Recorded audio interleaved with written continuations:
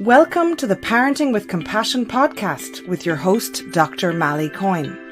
Compassion asks us to bring kindness into our relationship with ourselves, which helps us do the same for our children so they feel valued and understood.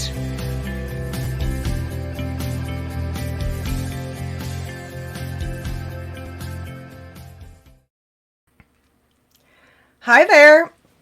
Welcome to the Parenting with Compassion special broadcast with A Lust for Life. This all feels a little bit strange because it's a new format, but I'm really excited about it actually. Things are going to be a little bit different over the next 7 weeks, in that rather than it just be about me kind of talking about COVID related stuff.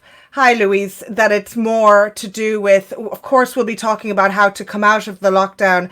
But what I really want to do is I want to have guests on that really inspire me and that share their kind of wisdom with us, because I think I don't have all the experiences as a parent, and I don't see that myself as like the total expert or anything. So just to let you know that, but I will still be answering questions to people. I might do that with my guests. And I just want to start the show today a little bit, the show I'm calling it now, with just talking about what does compassionate parenting actually mean? Why am I calling it parenting with compassion? And I suppose the whole idea behind parenting with compassion is that it's about parents kind of the importance of the relationship between the child and the parent, and the value of all emotions, not just positive emotions, but difficult emotions as well, and what lies behind our children's feelings being really important.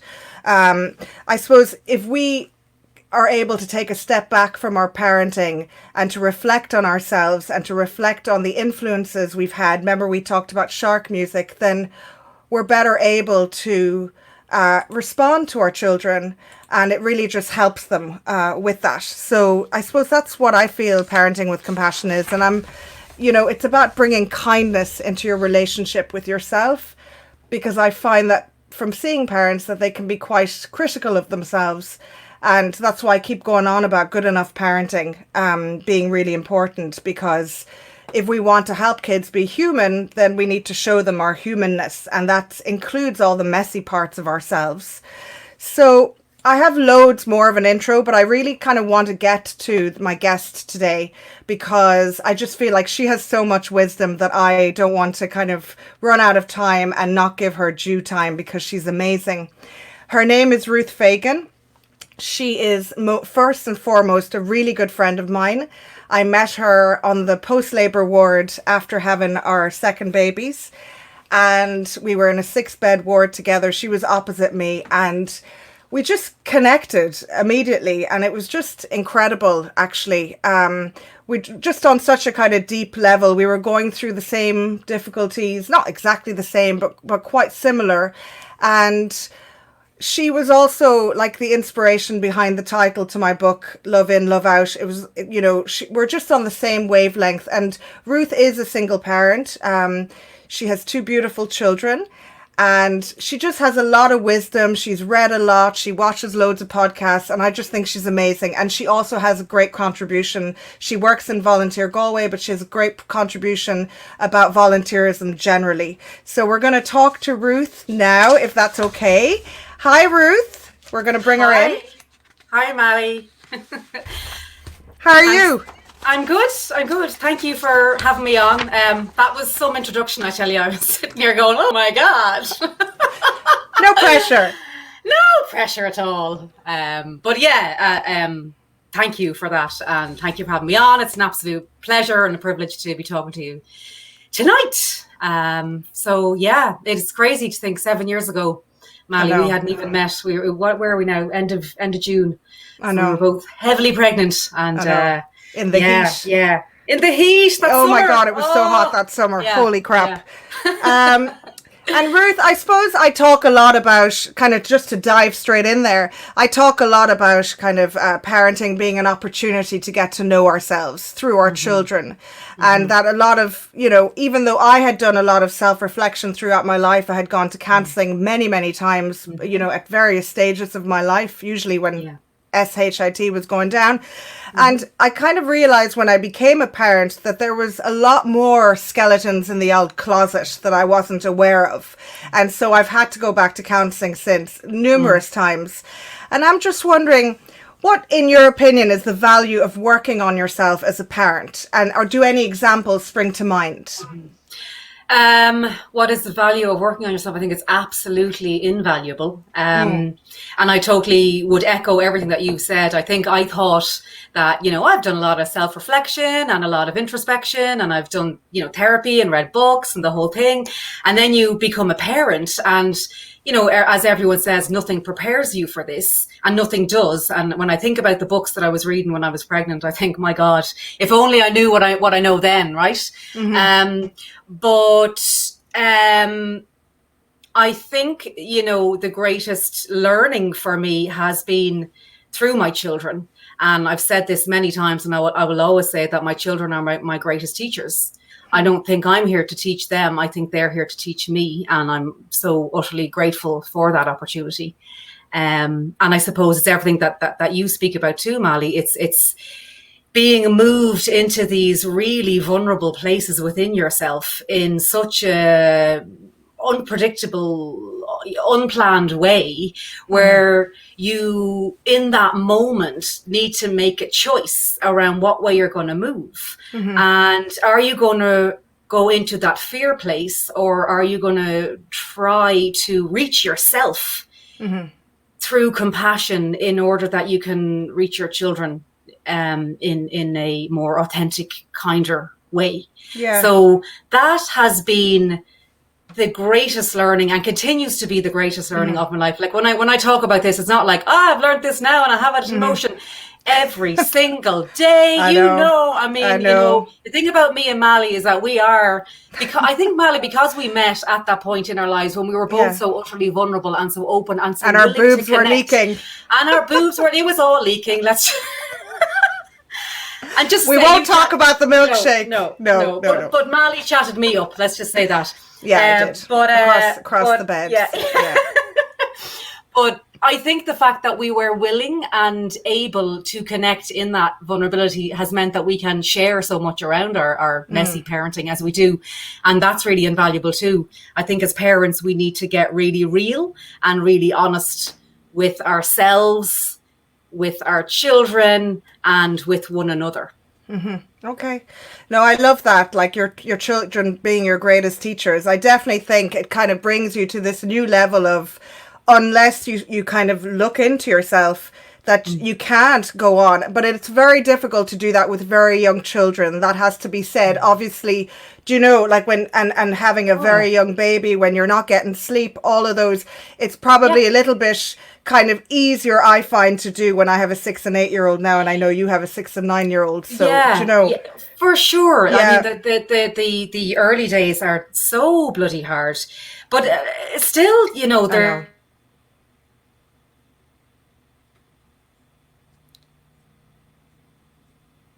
break out. You know, the juice spilled all over the table yesterday and all on the floor, and you're just straight away, it's trigger. Like you just don't know when it's going to come. I know. And you can start the day with the greatest of intentions, but in that moment, that's the moment of, I suppose, of the potential of transformation, I suppose, for me. Yeah, it's the moment, isn't it? Yeah, it's dealing with that moment, because you actually have a choice. You have a choice in how you respond. And I have found that so many times. Ruth, for you, like last week, I was talking about this Bernardo survey that had taken place during the COVID crisis. And I think about 3,000 parents were surveyed, and lone parents seem to find the whole restrictions of COVID the most difficult. And I'm just wondering, for you as a parent who parents alone much of the time, your 2 children, what has that been like for you the last few months? Because I know a couple of people have actually written in as well, but I just want to know what that's been like for you. Well, first off, just to say thank you for raising this tonight, because I think it is an issue that does need to be talked about and isn't actually aired enough, and hasn't been aired enough, particularly during COVID-19. I think being a single parent, is just extra, even on a good day, like back in the good old days of like January 2020. It's you know, it's a lot to hold. It's a lot to manage, both internally and externally. But during this whole time of COVID, I mean, I remember the day that the schools closed, and you know, I think that's the day we all knew. We were like, okay, this is big, this is real, this is like, lockdown, and the feeling that I felt in that moment. I mean, I remember this utter panic raising in me, and I wanted the grown-ups to come in and tell me what to do, but then I realized I'm the grown-up here, and I've got to parent these two kids, and I know every single parent has that experience, but as a single parent, you don't have a person to call or to share that with. And you don't, and you, not that you don't have a person, but you also don't have the knowledge that you have a person. Do you know what I mean? So like throughout the day, as you're moving through your day, you don't have the knowledge that someone's coming through the door at 6 o'clock to relieve you, to give you a break so you can go for a run or a walk or jump in the sea or whatever it is, or scream your head up or have a hug or have a cup of tea or like, I think for me, the evenings I found very difficult because I was just so full. Just so, particularly at the start when we were all so full of anxiety and terror and grief and all sorts. And to be holding that day in, day out is an awful lot. Yes. Now, I've got great friends in my life, and I do reach out and I do talk on the phone, of course, and you, it's amazing to have you in my life. But it's heavy going as a single parent. And just to say, Malie, this whole COVID experience, not only, it's a tough gig for me, but it also has highlighted the fact that I'm so bloody privileged as a parent because, well, you know, I have my own home, I have a car, I have my health. I don't have sick dependent parents.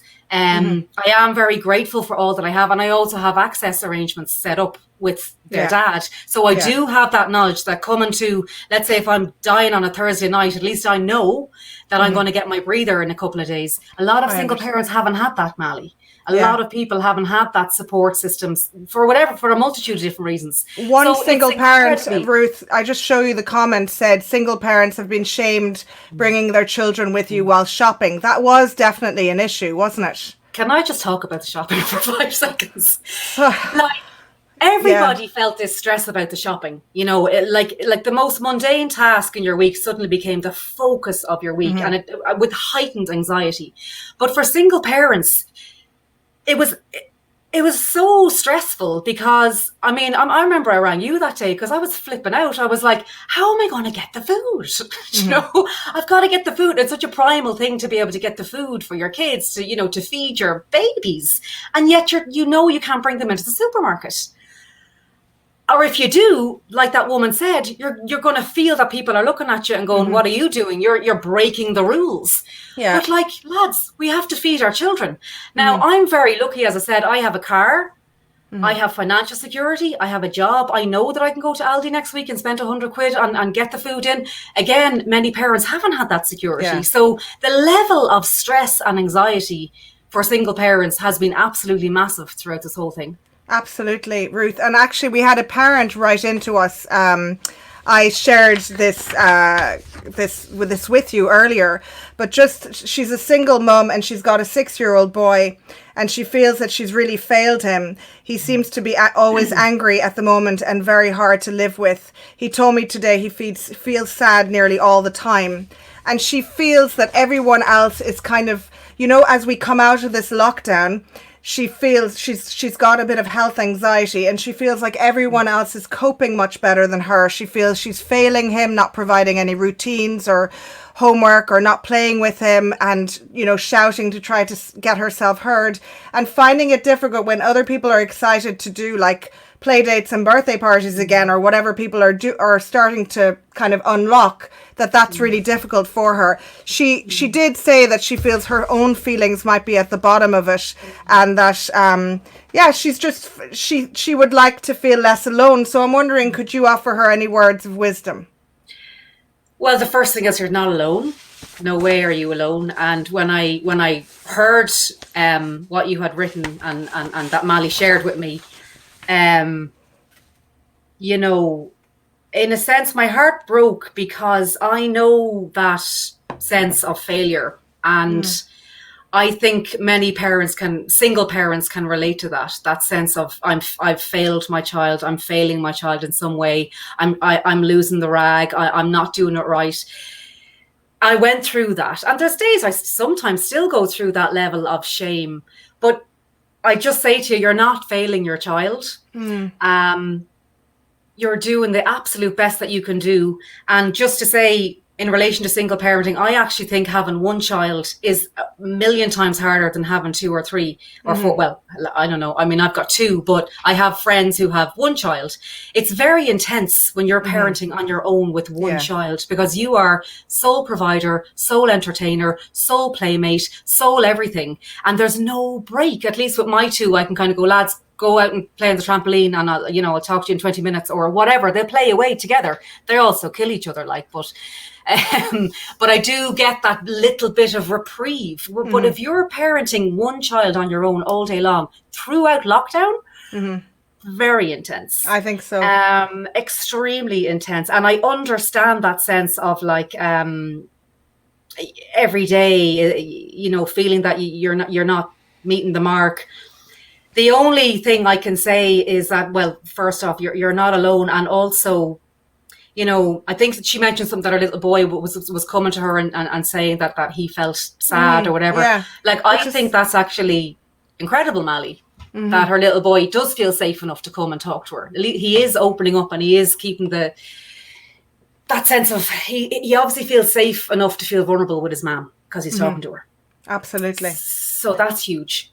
Absolutely. Huge. I don't think that's a failure. I think for a 6-year-old to say that to their mother is pretty incredible, isn't it? It really is. It is. Absolutely. And so I'd say, oh God, ease up. Just try and ease up on yourself in some way. Just try and just quieten those voices, that inner critic in your head, and acknowledge, the fact that you are his mother and he does absolutely love you. You're number one in his world. You always will be. And let yourself receive that.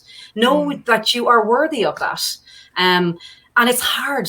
It's hard. It's hard for all of us. Absolutely. Isn't it? Ruth. Yeah. No, it is. It is.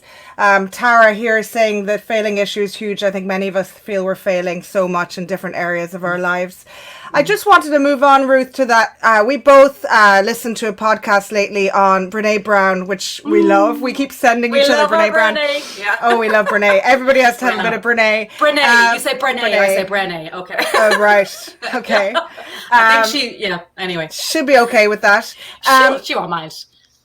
The power of apology. And I've talked about this last week in the Facebook Live, that I spoke about, an apology isn't an apology to your child if you say, I'm sorry, mommy was tired, or shouted at you, but you did. So if you say, but you did whatever, that's not an apology. It's like a reshaming or whatever. I'm wondering, what's the power of the kind of apology for you? And can you give me an example of that?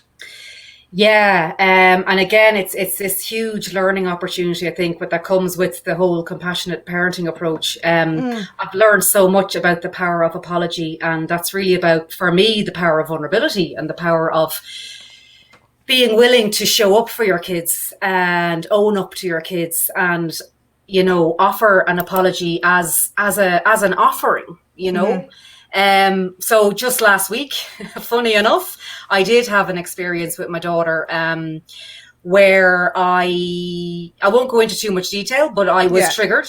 I was certainly triggered, and I reacted from a panic place as opposed to a connected place. And I sent them to bed very quickly. I just, they were fighting. There was a fight broke out, and I was like, boom. And my daughter had made a hot chocolate for herself, which I had let her make. And she was really delighted over the fact that she'd made this hot chocolate. And I sent her to bed and without the hot chocolate. Bad mommy. Bad mommy. Bad mommy. So anyway, and I knew, as soon as it happened, yourself, as soon as you've done it, you're like, oh, I know. Shit. But you've done it and it's happened and you have to move through it. And so I had to really, I suppose, connect in with myself and recognize what happened. And I suppose, forgive myself, really, I guess, for that. and realize where that had come from, which was just a small wounded place in myself, right? And so I went up to my children afterwards, and I'd always find that when I apologize after I've tended to myself, my apology is so much more real, because, you know, if you apologize as a reaction, oh, I'm sorry, I'm sorry, you're not actually really saying sorry, because you're still kind of in fear and you just want to be off the hook. Well, you want to get rid of the pain of the guilt, right? You want to move past that discomfort. You don't want to be there. So I was like, oh, no, I said I'm sorry.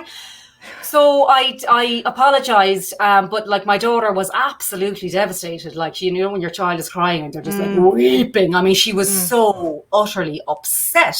Yeah. And I needed in that moment to sit there and really witness her in her own pain and discomfort, and also be with my pain and discomfort, and just shut the voices up in my head. Like, sometimes we say sorry and then it's all blah, blah, blah, blah, blah, blah, blah. Like you were saying, you know, you add in the yeah buts. Yeah, but you know, I started, yeah, but you know, you're fighting. Yeah, but I didn't mean to. I'm sorry. And just sit with that and recognize that that person in front of you is wounded and is hurting, and that you can recognize that. And so I said, you know, I can see that you're really disappointed. I understand how disappointed you must feel. That's a huge bummer for you. You know, I was harsh and I apologize. And then she fed back to me how it was for her. And there's this beautiful dialogue going on between us. And then as I was going to leaving her that night, I said, I was just saying goodnight, love you, la, la, la. And she said, thanks for saying sorry, Mommy. And I said, well, thank you for receiving my apology, May. And she said, thank you for letting me receive it. Oh. And it's that last bit that's been with me all week, that thank you for letting me receive it. Like, do we always let the other person receive our apology? And what do you mean by that, Ruth? Tell me. So how often can we just say sorry and hear what that person has to say and offer our apology as really an offering, not like half of the pie, you know, here you can have half of it, but I'm going to hold on to this bit because I'm going to come back in a few days with my little bit of ammunition. Like, to allow someone to receive your apology means that you've got to really listen and really quieten down within your own head. So Absolutely. I think for me, and that was a huge teaching for me. And again, that came from her, you know, that was like, oh my God. It's such a lovely moment. It's funny you're talking about that, because I'm wearing this bracelet that Jess, my 8-year-old, gave me. And it did say best friends, but the best friends has come off it, but it's an LOL bracelet. And I remember there was an incident where Mummy shouted at her for doing something, and then I remember I apologized to her the next morning, and it was just such a beautiful moment. She was just like, oh, it's okay, Mommy, you know, thanks, you know, thanks for that. And it was just like, it was brief, but it was just a lovely little moment. And then she went and gave me, like, she could have chosen anybody to give her other best friend bracelet to, but she chose me. So I just was so honored. And as they say in that podcast, if you're going to listen to it, Brene Brown with Harriet, I don't know what her last name is, but anyway, apologies are a gift to you, a gift to them, and a gift to your relationship. So so true. And it's so healing, Malie. Like, I know you talk about the rupture and repair, but like, we have to have the rupture and repair. We have to have the rupture in order to repair. And when we repair something inside ourselves. And the one thing I've learned with apologizing to my children is that I utterly trust them. I trust them with my vulnerability.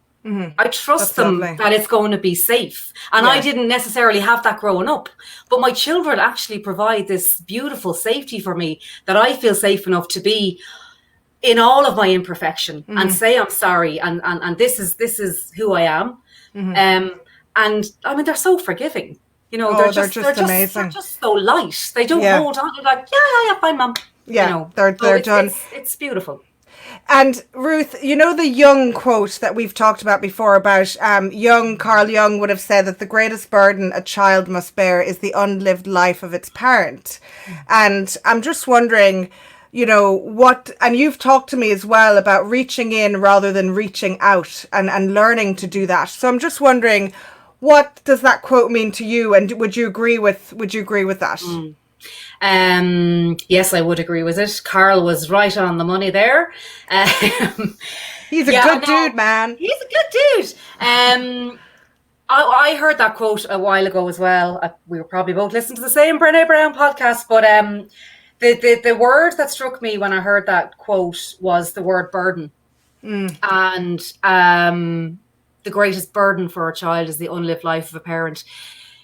So for me, I grew up with, I suppose, an internal messaging system that told me that needs were burdens, that being vulnerable was a burden. So I learned to look after my own needs from a very early age and not reach out.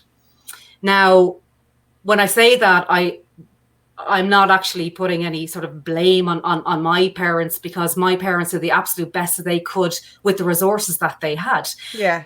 But they didn't have maybe the inner resources nor the outer resources to know what it was to be with vulnerability and to be able to show me that it was safe to be vulnerable. So I think for me, certainly, to get to know yourself in this lifetime, to get to know your wounds, your triggers, how you relate to yourself, that is, like, if you don't do that, that's an unlived life for me. And if you don't show up for your children in all of your imperfection, then I think that can be a burden for any child. Yes. I think that the joy in and the liberation of a child seeing its parent as a human being full of imperfection, but someone who values their worth on this planet because they have permission to exist just like they do, is one of the most important things for me anyway. And for me, it's funny because when I read that quote, I kind of saw it a little bit differently in the sense of, you probably, like, you were looking at it as vulnerability, and I was looking at it as, say, the unlived life of a parent in terms of them becoming a parent and then not maybe fulfilling the needs that they have as a person, or if they're really passionate about something, that they don't follow that because of parenting. It's a great quote because you can kind of see it in lots of different ways. Do you know that kind of way? Yeah, and I do agree with all of that you said, Malie, absolutely. And I think that we do often lose touch with ourselves as parents. I think everybody experiences that somewhere along the road. But I think the only way to touch base with that is to be able to relate to yourself and I suppose be fully accepting of your vulnerability. Yeah. I hear you. Yeah. Be aware. And and then, so I suppose, Ruth, if there was a parent now, like, just kind of watching, who wants to know, and it's not to say like we're the gurus of understanding awareness or whatever, we just happen to be talking about it. But if you had a parent out there who was kind of looking to turn inward a little bit more and try to be kind to themselves and try to accept themselves a bit more, what would you say to them that might be a way for them to start that journey? It's scary. It's really hard. It's not easy. Nobody finds it easy, and as I said, and you said, you can do all the therapy in the world, but when it comes to those trigger moments with your kids, it's really feckin' scary. But it is a practice, and it is a daily practice for me.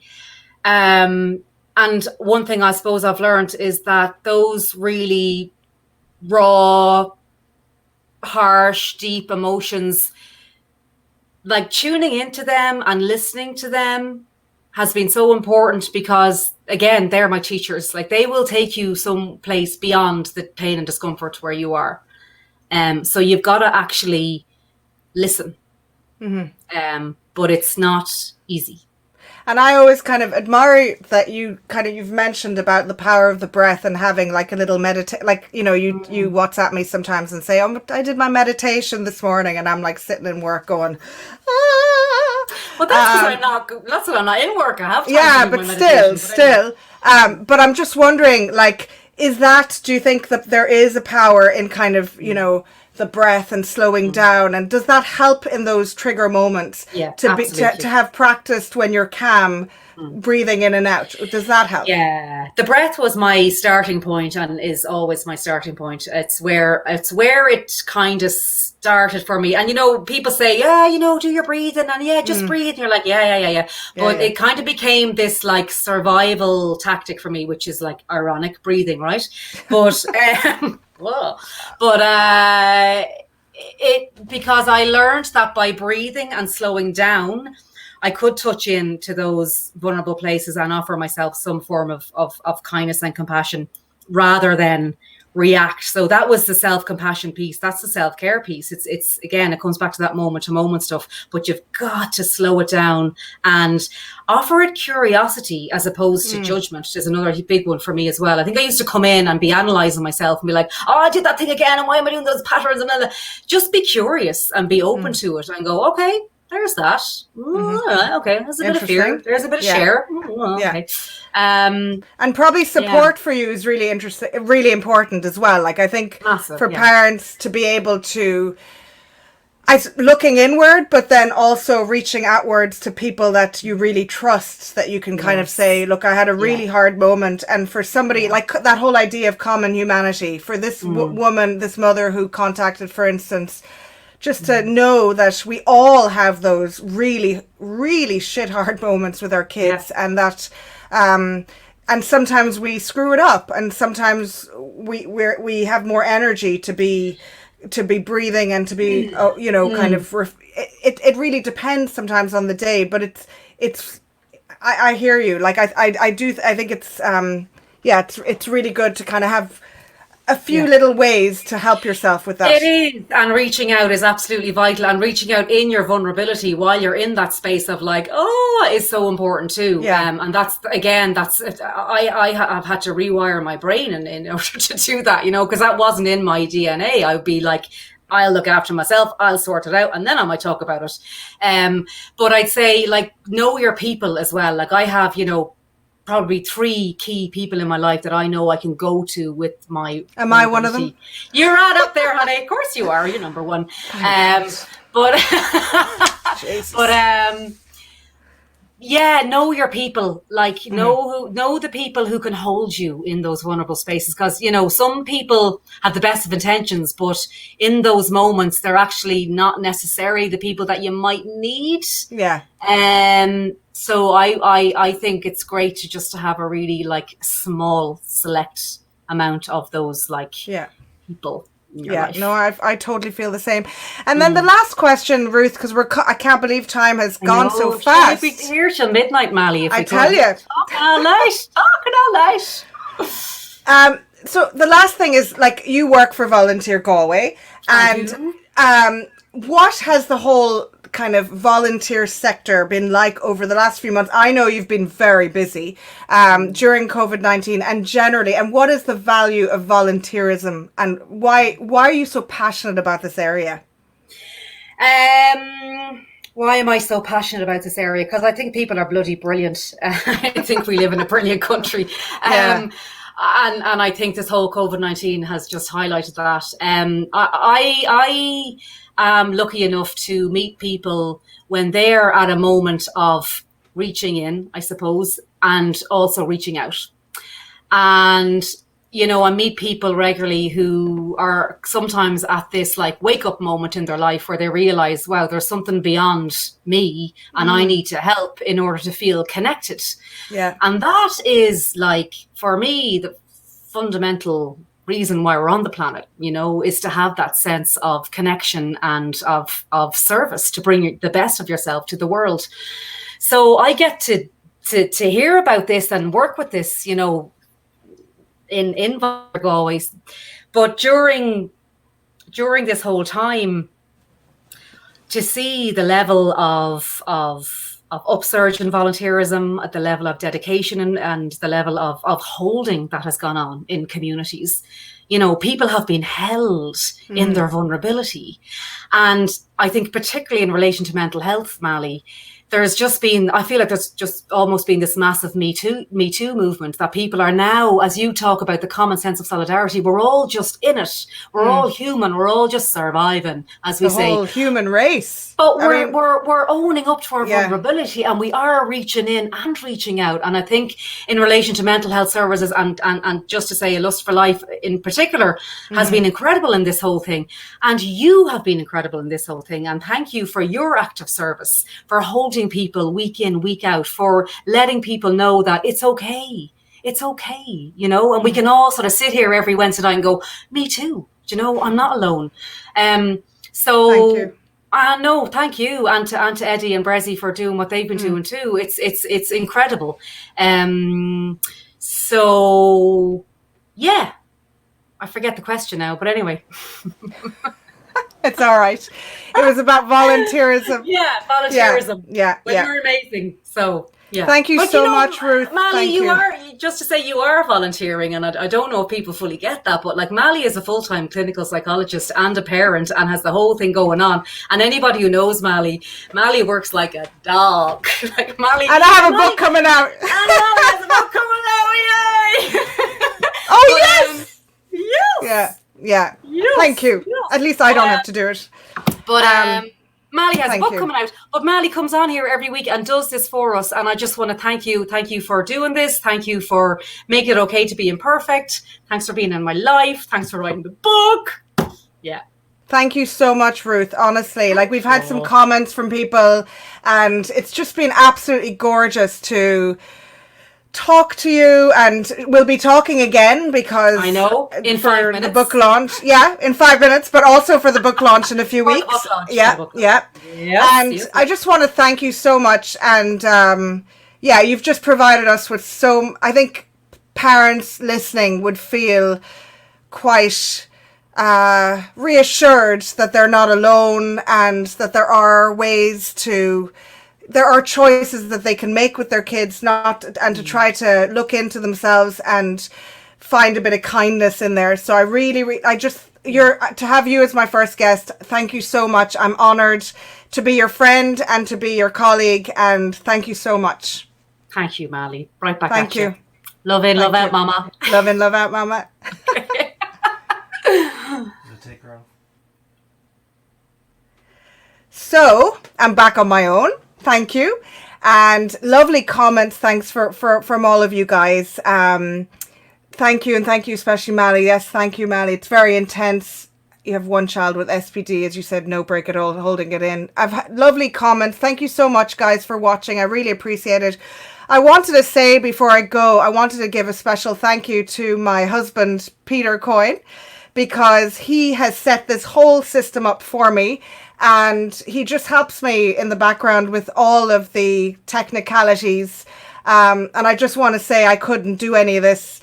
If you check out my website, he's made it from scratch. And I couldn't do any of this if it wasn't for him. So I really want to express my love and compassion towards him. And I have an amazing guest on for you next week. I'm not going to reveal yet, but she's actually been commenting. So, and if you have any suggestions for guests, you can email drmaliecoyne@gmail.com. If you have any issues that you want, questions, we will try to answer them as well. And I will send you an email back too. And I just want to say, keep on tuning in to Eddie Murphy, to Brezzy. Brian Penny's also doing a broadcast, and Lust for Life are doing amazing work. So thank you so much for joining me. And this will be, by the way, turned into a podcast, which will be streamed on all your usual podcast channels. And then you'll be able to watch the live video as well back on my website, and we'll be sharing it tomorrow as well. So thank you for joining me, and I'll see you next week. Bye bye.